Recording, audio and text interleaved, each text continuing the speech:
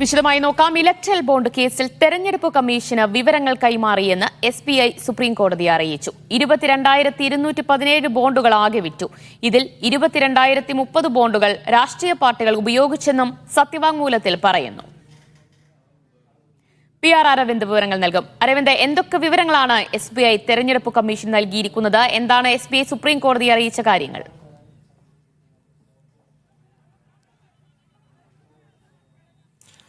Amrita, electoral ബോണ്ടുമായി ബന്ധപ്പെട്ട് വിവരങ്ങൾ സമർപ്പിക്കുവാൻ ഇന്നലെയായിരുന്നു സുപ്രീം കോടതി SBIക്ക് സമയം അനുവദിച്ചിരുന്നത്. ഇതിന് പിന്നാലെ ഇന്നലെ SBI ഇതുമായി ബന്ധപ്പെട്ട വിവരങ്ങൾ തെരഞ്ഞെടുപ്പ് കമ്മീഷന് കൈമാറിയിരുന്നു. തുടർന്നാണ് ഇന്ന് ഈ വിവരങ്ങൾ കൈമാറി എന്ന് വ്യക്തമാക്കിക്കൊണ്ട് സുപ്രീം കോടതിയിൽ ഒരു സത്യവാങ്മൂലം സമർപ്പിച്ചിരിക്കുന്നത്. പ്രധാനമായും ഇതിൽ ചൂണ്ടിക്കാണിക്കുന്നത് ഫെബ്രുവരി 15 വരെയുള്ള ബോണ്ടുകളുടെ വിവരമാണ് കൈമാറിയിരിക്കുന്നത്.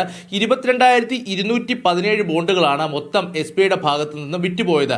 ഇതിൽ 22,030 ബോണ്ടുകൾ രാഷ്ട്രീയ പാർട്ടികൾ ഉപയോഗിച്ചു എന്നാണ് ഇപ്പോൾ SBI വ്യക്തമാക്കിയിരിക്കുന്നത്. ഇതുകൂടാതെ തന്നെ പ്രധാനമായും SBI തെരഞ്ഞെടുപ്പ് കമ്മീഷന് കൈമാറിയ വിവരങ്ങൾ എന്തെന്നാൽ ഇലക്ട്രൽ ബോണ്ട് വാങ്ങിയ ആളുടെ പേര്, അതുകൂടാതെ തന്നെ എത്ര തുകയുടെ ബോണ്ടാണ് വാങ്ങിയത്, ഇതുകൂടാതെ ബോണ്ട് വാങ്ങിയ തീയതി എന്നുള്ള വിവരങ്ങളാണ് ഇലക്ട്രൽ ബോണ്ടുമായി ബന്ധപ്പെട്ട ഈ ഇലക്ട്രൽ ബോണ്ട് മേടിച്ച ആളുടെ വിവരങ്ങൾ SBI കൈമാറിയിരിക്കുന്നത്. അതേസമയം ഇലക്ട്രൽ ബോണ്ട് ഉപയോഗിച്ച തീയതിയും ലഭിച്ച രാഷ്ട്രീയ പാർട്ടിയുടെയും അതുപോലെ തന്നെ ബോണ്ടുമായി ബന്ധപ്പെട്ട തുകയും തെരഞ്ഞെടുപ്പ് കമ്മീഷന് SBI സമർപ്പിച്ചിട്ടുണ്ട്. പക്ഷേ SBI സമർപ്പിക്കാത്ത വിവരം എന്ന് പറയുന്നത് ആര് വാങ്ങിച്ച ബോണ്ടാണ് ഏത് രാഷ്ട്രീയ പാർട്ടിക്ക് ലഭിച്ചെന്നുള്ള വിവരം SBI കൈമാറിയിട്ടില്ല. പ്രധാനമായും സുപ്രീം കോടതി നിർദ്ദേശിച്ചത് ഈ വിവരങ്ങൾ ക്രോഡീകരിച്ച് നൽകേണ്ട ആവശ്യമില്ലെന്ന് സുപ്രീം കോടതി വിധി പ്രഖ്യാപിച്ചിരുന്നു. തുടർന്നാണ് ഈ വിവരങ്ങൾ ഇപ്പോൾ പ്രത്യേകം SBI തെരഞ്ഞെടുപ്പ് കമ്മീഷന് കൈമാറിയിരിക്കുന്നത്.